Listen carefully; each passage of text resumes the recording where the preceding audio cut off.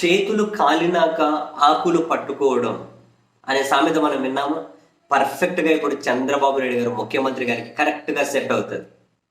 మొదట వాతావరణ శాఖ అంత పెద్ద బిగ్ అలర్ట్ ఇస్తే కనీసం ఒక సమీక్ష చేయకుండా, ఒక అలర్ట్ చేయకుండా, ఒక ప్లానింగ్ లేకుండా, ఒక డెలివరీ మెకానిజం ఎంతవరకు కరెక్ట్గా ఉందో చెక్ చేసుకోకుండా, లోతట్టు ప్రాంత ప్రజలను అలర్ట్ చేయకుండా, ఆ బుడమేరు లాక్స్ అనేవి లిఫ్ట్ చేసినప్పుడు, వాటిని లాక్స్ ఓపెన్ చేసినప్పుడు దానికి సంబంధించిన దిగువ ఒక అలర్ట్ ఇవ్వకుండా, ప్రజలకు సంబంధించి వాళ్ళ ప్రాణాలు ఆస్తి కాపాడుకునే విధంగా ఒక్క అలర్ట్ కూడా ఇవ్వకుండా అంతా మునిగిపోయిన తర్వాత చంద్రబాబు నాయుడు గారు క్షేత్రస్థాయిలో పర్యటనలు అని చెప్పి ఒక 6-7 పర్యటనలు చేశారు. ఇప్పటికీ జేసీబీ ఎక్కి 20 కిలోమీటర్లు ప్రయాణం చేశారు.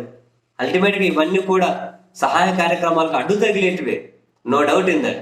అండ్ ఆయన క్షేత్రస్థాయికి వెళ్తే తెలిసిందే కదా, ప్రోటోకాల్ ఉంటారు, అధికారులు ఉంటారు, చుట్టూ మొత్తం అందరూ ఉండాలి కదా, సెక్యూరిటీ వాళ్ళు ఉంటారు.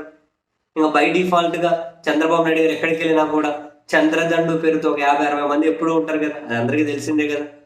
అని ఇంతమందిని వేసుకొని ఏటికి పోయినా పోతూ ఉంటే సహాయ కార్యక్రమాలు ఎవరు చేయాలి? పోనీ అక్కడితో ఆగారా?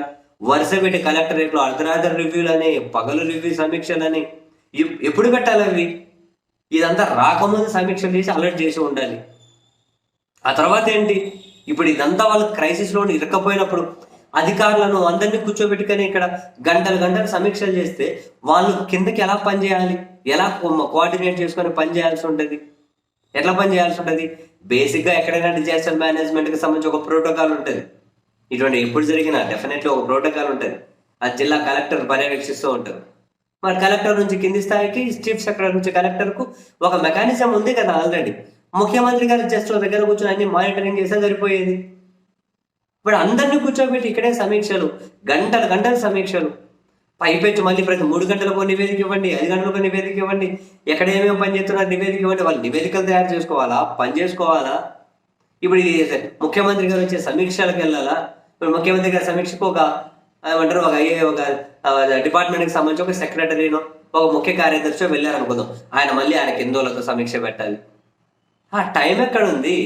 ఇప్పుడు ఈ సమీక్షలు ఏంటివి అంటే, ఇప్పుడు ఇదంతా కనుక ప్రభుత్వం వైఫల్యం చెందింది, విఫలం చెందింది అని తీవ్రమైనటువంటి విమర్శలు వీళ్ళు ఎదుర్కొంటూ ఉన్నప్పుడు, ఆ విమర్శల నుంచి డైవర్ట్ చేయడం కోసం ఇవన్నీ కనుక విజువల్స్ కోసం బ్రహ్మాండంగా పనిచేస్తున్నారు. అర్ధరాత్రి మీటింగులు, ముఖ్యమంత్రి గారు జేసీబీ ఎక్కారు, ముఖ్యమంత్రి గారు పడవ ఎక్కారు, ఇవంతా కనుక ఒక కవరింగ్ కోసం పనికొస్తాయి. ఒక కవరింగ్ కోసం తప్ప ఇప్పుడు అవుట్పుట్ ఏముంటుంది? ఇప్పుడు వాళ్ళకి జెన్యున్గా న్యాయం చేయాలంటే కింది స్థాయి వరకు అధికారులకు ఎక్కడికక్కడ ఒక ప్రోటోకాల్ ఉండేది, వాళ్ళని వదిలేయాలి, పైనుంచో మానిటరింగ్ చేసుకోవాలి. ఇదంతా సెట్ అయిన తర్వాత అప్పుడు చూసుకోవాలి ఎవరు పని చేశారు, ఎందుకు పని చేయలేదు, ఏ నివేదిక ఏంటి, ఏ కథ ఏంటి అని చెప్పి. ఇప్పుడు వాళ్ళు చేయాల్సిన సహాయం మీదనే దృష్టి పెట్టాలి.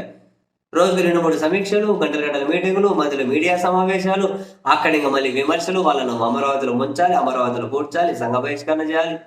మొదలు ఈ ఫ్రస్ట్రేషన్ ఒకటి, మొత్తం అంతా కనుక ముఖ్యమంత్రి గారి ఫోటోలకే సరిపోతూ ఉన్నాయి.